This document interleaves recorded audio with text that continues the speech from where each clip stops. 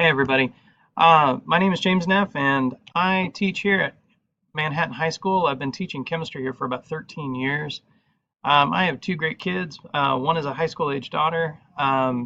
She's a junior this year, and so a lot of stress there. I have a college age son who's currently working and going to school, so a lot of schoolwork being done around my house. Hopefully getting close to being done with this program.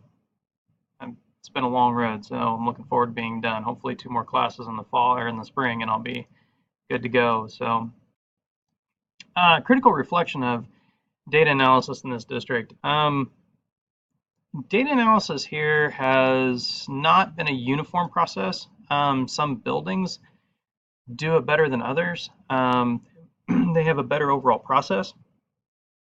And overall, there's kind of a big disconnect in this district for communication and how we're going to deal with data. Data analysis, data collection, and data analysis has kind of been a big push, but it's been a very surface level push.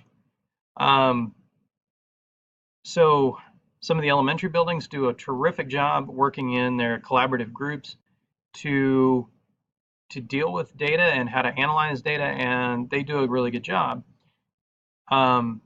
Secondary level, it's less uniform, and so especially at the high school here, we really need a better process for that to happen. For me, I've fallen into kind of the norm. I don't have a formal way to analyze data. I do data analysis on assessments, but I still rely on a lot of observation and feel of the students in my classroom to see where they're at and to gauge and adjust. And so it's very much a done by intuition.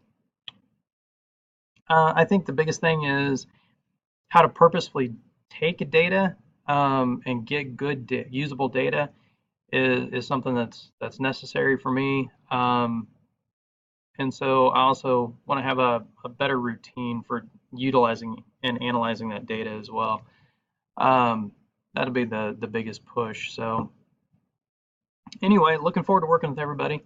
That's it. Thanks.